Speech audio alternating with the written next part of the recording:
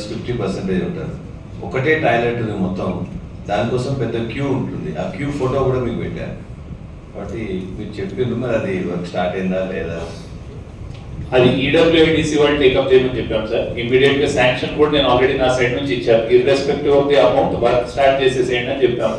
అది ఒకసారి వాళ్ళ సైడ్ వాళ్ళ డిపార్ట్మెంట్ రివ్యూ చేసినప్పుడు ఇప్పుడు వాళ్ళు చెప్తారు సార్.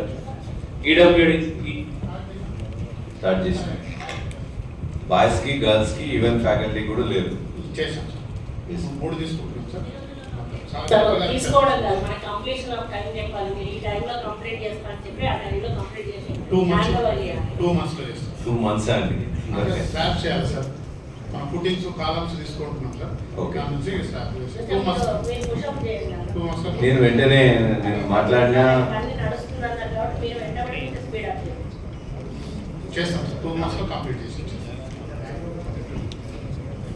5 kg. ఇది అక్క, ఇది మా కాన్స్టిట్యున్సీ Yes, వస్తుంది. sir. ఆయన ఊరు Yes, sir. కుమరవెల్లి మండలం. Yes, sir. నేను ఆల్రెడీ కలెక్టర్ గారికి ఇంతకుముందు 2 సార్లు రిప్రజెంటేషన్ ఇచ్చిన. ఒకటి ఏంటంటే కొద్దిగా గుట్ట ప్రాంతంలో ఇస్తున్నట్టే అది వాళ్ళకి సరిపోదని చెప్పేసి అన్నారు. వేరేది ఐడెంటిఫై చేసి ఇవ్వాలి. ఆర్డీఓ గారికి ఎంఆర్ఓ గారికి చెప్తే ఇమీడియట్గా వాళ్ళు, లేకపోతే చాలా ప్రాబ్లం అవుతుంది అక్కడ. ఈవెన్ ఈ పవర్ కూడా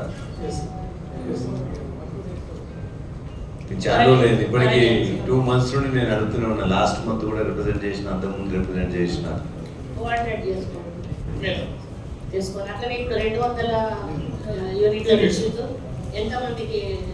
మేడం 200 యూనిట్స్ కొన్ని చోట్ల పోల్స్ కావాల్సి వచ్చింది, కొన్ని చోట్ల వాటి వరకు ఇవ్వమని చెప్పేసి కొద్ది ఇన్స్ట్రక్షన్. మీరేమో గ్రామ పంచాయతీలో తరఫులారి మరి మీకు ఎంత అమౌంట్ కావాలో మనం అడుగుతాను. గవర్నమెంట్ అంత అమౌంట్ ఛార్జ్ చేయండి. డిపార్ట్మెంట్ నుంచి పోలే. రాత్రి 7 గంటలకు చనిపోతే నేను ఆల్రెడీ డీకి కూడా ఫోన్ చేసిన. మాకు వాళ్ళకి ఏదో లాండ్ ఆర్డర్ ప్రాబ్లం వస్తుందని చెప్పేసి పోలేదు అన్నారు. ఎందుకు చనిపోయినప్పుడు అటెండ్ చేయడం వల్ల పోలీస్ అవసరం కదా, పోలీస్ సపోర్ట్ తీసుకొని పోవాలి కదా సార్. సబ్మిషన్ సార్, అది పోలీస్ వాళ్ళు కూడా పిలుచుకొని పోయేసి ఇప్పుడు అంతా క్లియర్ చేసేసుకున్నాం సార్. అది ఇప్పుడు రాత్రి 7 గంటలు అయింది కదా, పొద్దున 10 వరకు. అప్పటి నుంచినే సార్. అక్కడ ఏమైందంటే అనాథరైజ్డ్ గా తీసుకొని చేసిన సార్. చనిపోయింది వాస్తవమే.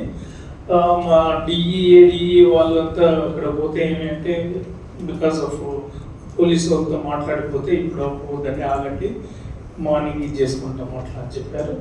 It was clear. Sort out చేశారు. ఇది చేశాను మేడం. దాని బాగా వాళ్ళకి కుటుంబానికి కాంపెన్సేషన్ ఇస్తున్నాం మేడం. 5 lakhs కాంపెన్సేషన్ ఇస్తున్నాం job provision madam. Job provision job provision అంటే చూస్తాం. ఎస్ మేడం, అట్లా చూస్తాం, పెట్టిస్తాం మేడం. ఆ ఎల్సీ ఇచ్చిన కూడా మీ ఇంకో లైన్ మెన్. ఎస్ కాబట్టి మీ డిపార్ట్మెంట్ వాళ్ళే తప్పు కాబట్టి ఆయన ఇప్పుడు కమ్యూనికేషన్ ఏమైనా ఉంటే యాక్షన్ తీసుకోవాలి. ఆయన మీద ఇప్పుడు ఈరోజు సస్పెన్షన్ నడుస్తుంది. అతనికి అక్క చెప్పినట్టు, మంత్రి గారు చెప్పినట్టు ఖచ్చితంగా మేడం. ఏదన్నా వాళ్ళ ఇంట్లో వాళ్ళకు ఉద్యోగం ఇవ్వడం అట్లానే వీళ్ళకి ఇచ్చేది ఇవ్వాల్సిందిగా నా రిక్వెస్ట్. మేడం గారు చెప్పినట్టు అవుట్ సోర్సింగ్ లో మనం ఏదో చూస్తాం. ఆల్రెడీ శాంక్షన్ అయింది, టెండర్ అయిపోయింది, వర్క్ స్టార్ట్ కాలేదు. కడవెరుగు చేయాలంటూ శవాష్ కూడా ఒక రిక్వైర్మెంట్ ఉంది. కానీ కడవెరుగు బ్రిడ్జ్ 2.72 crores తోని శాంక్షన్ అయింది. స్టార్ట్ చేస్తా అని చెప్పేసి అంటాడు, పిల్లలు అదంటాడు. 9-10 నెలల నుంచి అవునక్క. మరి ఎప్పుడో స్టార్ట్ చేయాలి కదా, మరి అవన్నీ మళ్ళీ స్టార్ట్ చేయకపోతే. ధూల్మిట్టలో అదే ఆర్ఎండ్బి సేమ్ కాంట్రాక్టర్ మొత్తం సెంట్రల్ లైటింగ్ కోసం కూడా తీసుకుంటారు. అన్ని పట్టుకుంటున్నారు, పైసలు రాలేదంటున్నారు. ఇదే ఆర్ఎండ్బి కాంట్రాక్ట్. అడగండి, చెయ్యను అంటే రాసి ఇవ్వనండి, మళ్ళీ రీటెండర్కి వెళ్ళండి. వేరే వాళ్ళు ఎవరైనా కొత్త వచ్చి చేసుకుంటారు. వాళ్ళు అట్లా చేయకుండా పెట్టకుండా అట్లనే పెండింగ్ లో పెడితే ఇబ్బంది అవుతుంది కదా. మళ్ళీ ఎస్టిమేషన్ కాస్ట్ వెళ్తుంది పోయినా. మీకు ఇచ్చిన కలెక్టర్ గారు కడవెరుగు బ్రిడ్జ్ ఒకటి, అదేవిధంగా ధూల్మిట్ట లైన్ అదొకటి, ఇంకా వేరే ఒకటి రోడ్ కూడా మీకు ఇచ్చాం. ఒక్క రిక్వెస్ట్, చేయాలి టు శభాష్ కూడా ఆర్ఎన్బి డబుల్ రోడ్ ఒకటి అర్జెంటుగా. ఎవ్రీ 15 days చచ్చిపోతున్నారు, ఆ రోడ్ ఇరుకైపోయి. కాబట్టి అది ఒకటి వైడనింగ్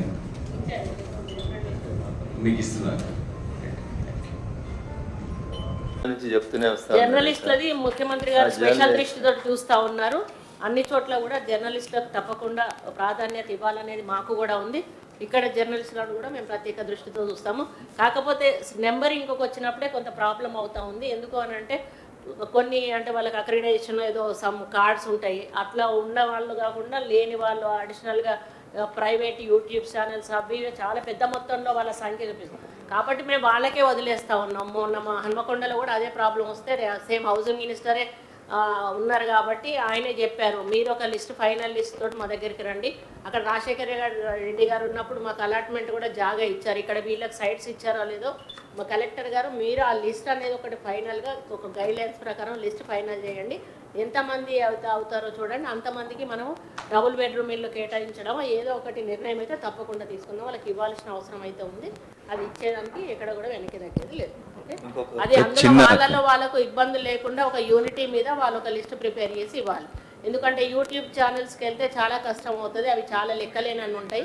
అక్కడికి వెళ్ళేది main channels, electronic media, print media వాళ్ళు వాటి వరకు కొంతవరకు మేము పై మాత్రమే ఇస్తాం. అది ముందే మీరు చెప్పారు మేడం, మీరు ఇవ్వలేదు మేడం అని తర్వాత మమ్మల్ని బతకం. చివరి ఒక పాలసీ డిసిషన్ స్టేట్ లెవెల్ కొన్ని కొత్త మండలాలు